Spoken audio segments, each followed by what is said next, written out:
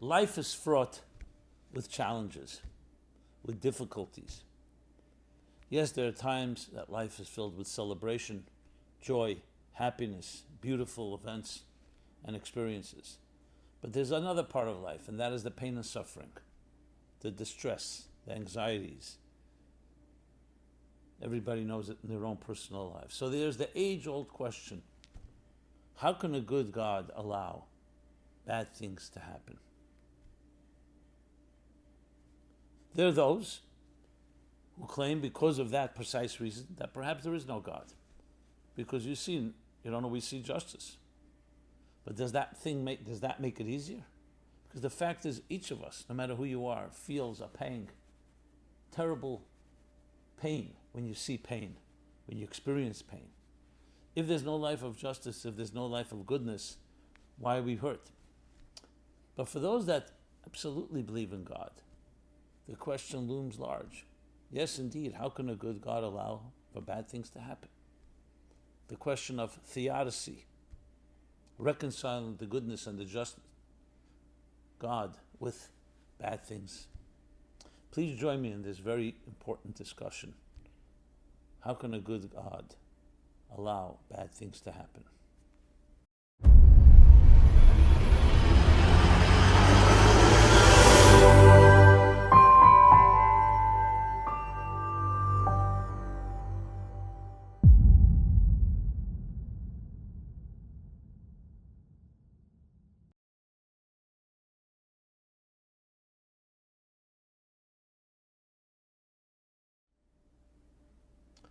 Hi, this is Simon Jacobson.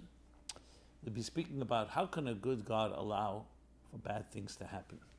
This program is dedicated by Dina Rachel Fisher in loving memory of her parents John and Nadia Fisher on the 3rd of Tammuz, July 9th, and 16th Tammuz, July 19th. May their souls have an aliyah. May their neshamas have an aliyah. The age-old question: how can a good God allow for bad things to happen? When things are going well in life, and everyone should be blessed only with good things and celebrations and happiness and joy, we usually don't ask these questions. Because when we take it for granted in a way, we're comfortable. A blessing in life: a child is born, a child is married, we get married, we have other special occasions, we celebrate with each other, with friends, with strangers. There are many beautiful things in life. But then when that dark cloud strikes, there's a loss, a tragedy, a trauma, anxieties, internal, external. Sometimes something perpetrated against us, sometimes due to something what they'll call natural. Then these big questions pop up. What do you do? Pop up is also somewhat of a dismissive statement. I wouldn't even use that word. I would use, they begin to plague us. Because the God that we so trust, the God that created us all, the goodness of God, dictates that God should be good to us. And everyone asks that question: why is a good God allowing this to happen to me? Some people blame God. And it's not surprising, because that's what God is about, the Creator. Who else to turn to? And indeed you find Moses, none other than the great Moses, when the Jewish people were suffering in Egypt, he says to God, why are you doing bad to these people? He doesn't even say why you're allowing bad to happen. Why are you doing bad? He blames God. And he's criticized for it, but he still states it and it's documented. Because that's a natural inclination. Just like when your parents who are meant to nurture you, and something bad happens, you turn to them and say, why? So let's first begin by acknowledging that this question is a completely legitimate one. And yet, the answer is far more complicated than the question. Because if God means anything, it means that God put us on this earth, not the other way around.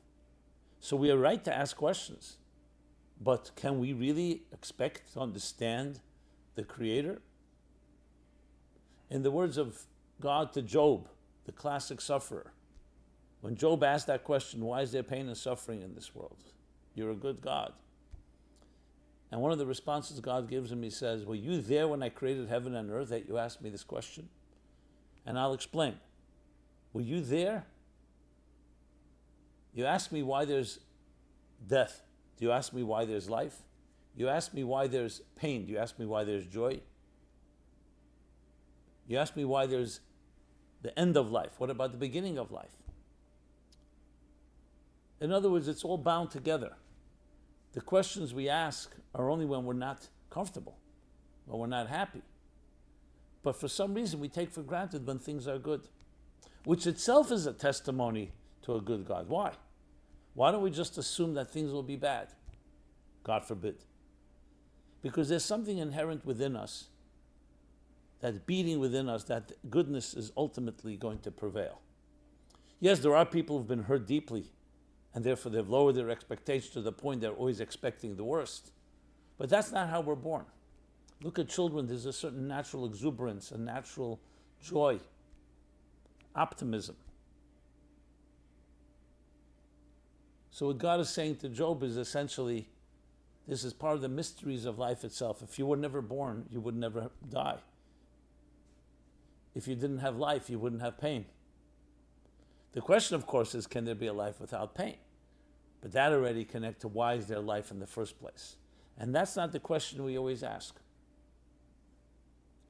Point number 2. The classic response you find in the Bible and throughout history of great men and women who dealt with this question, and everybody has dealt with it. Because firstly, nobody is immune from pain and suffering and loss. The question is the extent. There are obviously tragedies that are far, far beyond the pale. You're talking about innocent children being massacred. So a child born for no reason of no cause, born in a way that is going to be challenging to the child and to the family. So there are big questions that are asked when we see these things. So the classic answer you see is silence. When Aaron's children died prematurely, and they were great people, it says Aaron was silent. When the Romans were barbarically killing the leaders, the 10 martyrs, and the angels and Moses turned to God and said, is this Torah and is this its reward? Your greatest people, you're allowing them to be massacred in this fashion? And God said, be silent. Why? Because silence is not an escape. Silence is an answer. It's the ultimate answer. It's saying that no matter what reason you give, the most brilliant mind cannot speak to a bleeding heart. It's actually acknowledging, validating the very unfathomable experience of pain and suffering. So when someone is suffering, they're not looking for explanations and excuses. People may ask why, but what are you going to say? You're going to give an excuse? You're going to explain why the Holocaust happened? You're going to explain to a mother why a child was killed in a car accident? God forbid. What they need is empathy, to hold the person's hand. I'm with you. Like one great rabbi said to a person who suffered a tragedy, I don't have answers for you, but I can cry with you. Don't underestimate the power of that. Because it's actually acknowledging and recognizing that we're dealing with an abyss that no human being can fathom, that none of us can wrap our head around. And it's not explanations that we're looking for. We're looking for strength. That's the ultimate answer, not silence, but strength. Not answers, but strength. What does strength mean? It means we don't ask why. We ask, what are we going to do about it? How am I going to get through this? How am I going to rebuild? How am I going to justify? Not justify as a justification, but justify the pain by transforming it into something positive. That, my friends, is the ultimate answer. So, I am not here to explain God, to explain why God allows for negative things to happen.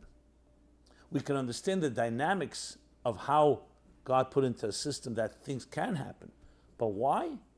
Each case you can say, that God could have done it in a different way. But we'll talk about that afterwards. The first step we have to acknowledge is that pain is not meant to be justified. It's not meant to be explained away. It's meant to be absorbed. The only way out is through. It's meant to figure out how to build greater strengths. That's what we're looking for. That's what we're seeking. So in that context, think about it. When a person is in those emotional throes of pain, the tentacles, they're not looking for answers. And answers won't help. The heart will help. The empathy will help. Then there's another part. If you want to sit down and talk about it philosophically, once the emotions are not that intense, we can do that. And I'll explain that a little afterwards. But not now. Let's first acknowledge and allow ourselves to be silent in the pain. And silence is more powerful than sound. Silence is more powerful than answers.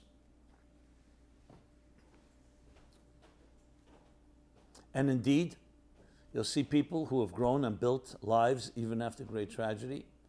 You'll see that they have built something that could never have been built without the pain of grief. Because at the end of the day, negative things and grief and sadness are all energy. It's just inverted energy, like the black hole. A black hole, that's gravitational pull is so intense, it doesn't allow light to escape. That's what pain is like. However, there's tremendous energy there. So how do you tap into it? By transforming it into something. I remember when my father passed away, it was very traumatic, very deep grief, most traumatic event in my life. And I've been blessed. I acknowledge that and I thank God with gratitude. I've been blessed. I've seen people who've suffered in ways I can't even imagine. But still, at the same time, the grief I experienced, ultimately for me, the catharsis, the healing, was when I channeled. My father was a journalist. He had started a newspaper. He was a publisher and editor of the Allgemeiner. And as the oldest son, I continued it, completely as a mitzvah. I did it simply as a good deed. I had plenty of work to be done, and I felt my father working through me. And in some ways, the vacuum of the loss was transformed into very powerful ways. Of course, I would love to be sitting with my father and embracing him and being able to have a conversation and everything that comes with a relationship. But to say that was just pure grief, a dead end, absolutely not. The grief was channeled. That's what we do. We channel. By recognizing, going back to the words to Job, that God said to Job, by recognizing that there's a deeper story to life. Would I prefer not to have life? Would you prefer not to have life in order to avoid pain? Now, some would say perhaps. Some are in that type of situation where things are so terrible, and I feel terrible for a person like that. I feel deep empathy. But at the end of the day, the beauties of life and the purpose of life is God making us a partner with God to build a better world. Ultimately, that is the ultimate purpose. And giving human beings free will and giving people the ability to choose to do good or to choose to hurt someone is part of the process. The goal is not to hurt. The goal is to choose. But to choose requires options. But you could say, okay, fine, that's human beings hurting another. What about God allowing tragedy to happen? So this brings us back to the central theme that the Arizal, whose yahrzeit is actually the next few days, on the 5th of the Hebrew month of Av, explains the doctrine, the secret of the Tzimtzum, that in order to create existence, an independent consciousness like ourselves, God concealed the divine presence. Because as long as the divine presence is there, that's called the divine good, there's no room for independence. Think of a parent watching a child take its first steps. The child will inevitably fall unless the parent holds the child. And the parent won't hold the child because you want the child to learn to walk on its own. It's not an act of compassion to hold your child. You're there, you show your child, I'm here for you. But the parent will restrain itself, restrain himself or herself, father or mother, to allow the child to take those steps. You need to create that independent space. A small example. Same thing, a teacher needs to restrain him or herself to allow the independent student to understand the idea, to be an entity on their own. It's the key to life. Had God just taken over and we're just puppets and robots of fulfilling God's goodness, there'd be no purpose to existence. So the very purpose of existence allows for independence. Independence allows room for there to be hurt. The classic example for this is a parent hides from a child in order to elicit the ingenuity of the child to find the parent. But the parent has hidden himself or herself so well that the child gives up. Looks and looks. The concealment was not in order to conceal. The concealment was in order to elicit the intelligence of the child to find the parent. Same idea. So essentially, all negative things in life are essentially a result of a misunderstood concealment. When we don't understand why God is concealed and we go off on our own, and existence itself can do things that are inconsistent and not aligned with the divine goodness, and that in essence is every tragedy and every loss and every pain and every suffering, that's where it's rooted. But again, this is not coming as an explanation to explain to someone that's why it happened to you. It's explaining the dynamics, how it's possible and why it's possible. It's possible in order to allow for independent existence. So just as your child goes off to school, things could happen that are not positive. Whereas if you sheltered your child and kept the child home, it may not happen, but then the child will never become independent. The child will never spread its wings.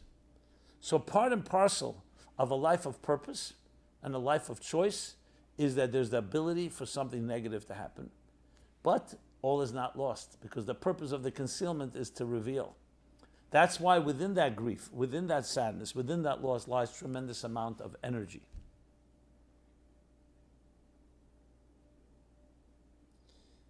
So when we see through the concealment, we understand the concealment and we see its purpose, we can tap into it. And that's why you see everyone who's come to any real level of growth will always tell you it was the setbacks that propelled the growth. Now think of someone who's very thirsty. The thirst builds up, and you therefore builds up a passion and a deep thirst for water. Someone who's sated and is not thirsty doesn't have that passion. So it actually is the thirst that creates the passion, that creates the motivation, that creates the impetus to go find the drink. A dam, you build a dam, the water is rushing. But the water is rushing at a certain pace. When you build a dam, the more the resistance, the more the pressure of the water builds up to the point that it's a tremendous amount of pressure. So what do you see from all of this? That concealment actually has even more power than revelation. That's how we have to look at it. So again, this is not a justification, it's not an explanation, it's not blaming anyone, it's not pointing fingers. It's understanding the dynamics of it and understanding that we need to be wise. We need to be wise and not get consumed just with my pain. Yes, there's a time to cry, and there's a time to grieve, and there's a time to let it seep through you and not explain things.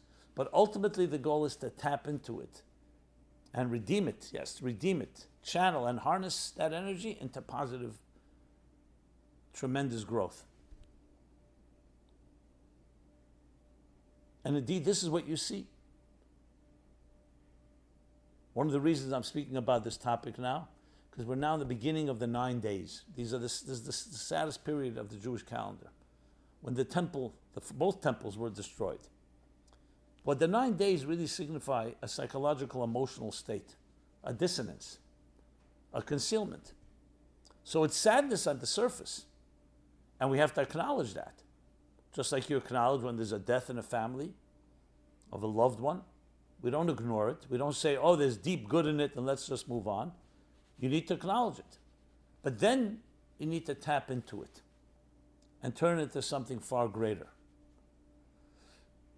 And this has been the formula for success for anyone who's grown through challenges.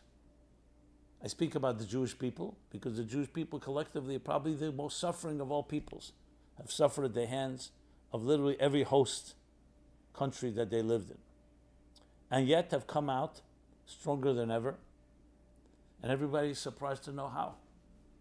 And the answer lies in that verse in Exodus that says, as they were oppressed, they thrived and they blossomed and flourished in direct proportion. That's what pressure can do. So we don't want pressure. We're not asking for it. We pray to God, please bless us, that we should only have beautiful things in life and revealed good. And this is a blessing I say to each one of you and to all of us. But when it does come, don't misunderstand it. Don't let it throw you to the point where you give up. Understand there's a mystery going on here. The mystery of life itself. The silence acknowledges the awe of the mystery. Yes, it's a mystique, it's a mystery. And then number two, realize that in that mystery lies tremendous power. Figure out how to tap into it, how to harness it, how to direct and channel it toward positive growth. Never ask why. Ask how. What will I do about it? Not why, but what. We are entitled to ask why, but realize that the answer is going to be we don't know. The answer is going to be silence. But what can we do about it? There's a lot to say. And that's build. Take the energy and turn it into something beautiful. When we honor someone that we love, we honor a yahrzeit, the anniversary of someone's passing. When we build something in the name of a legacy of someone who we've lost, then we realize we haven't lost them. We've taken their soul, we've taken their legacy, we've taken their life and perpetuated. We become the arms and legs by perpetuating their values and their standards and that which they contributed to this world. So there are many, many ways of how to channel negative energy and turn it into positive energy. That is the mission of our lives. And again, I want to conclude, we should only be blessed with beautiful things in life, in a revealed way. But should there be that setback, should there be that moment, realize the two things. One, it's a mystery that you will probably not find an answer to. And two, the story is not over. The next step is, how do we tap into that and turn it into tremendous growth, tremendous celebration. And in retrospect, when we look back, we can see, I may not have understood it at the time, but I see what grew out of it, what came out of it. And it's also the healthy attitude, because the fact is loss and pain can debilitate and demoralize us, and that's probably even worse than the pain itself, but that's what we have to fight. We have to make sure to know that the goodness in your heart and soul, and the power and fortitude and resilience you have is greater than all the darkness. Because at the end of the day, the tzimtzum, the concealment, is very powerful, but it's coming from a place that concealed itself. And that's what's more powerful than the concealment itself. And that's what we need to uncover and unleash. May we be blessed only with good things, and may any negative thing be transformed into celebrations and holidays. Thank you so much. This has been Simon Jacobson. Meaningful Life Center, meaningfullife.com is our website. Please subscribe to our growing YouTube channel. Please share. Love to hear your thoughts, comments, feedback. Be blessed, and may we discover the good in everything. Thank you. This program is brought to you by the Meaningful Life Center. Please help us continue our programs. Make even a small contribution at meaningfullife.com/donate.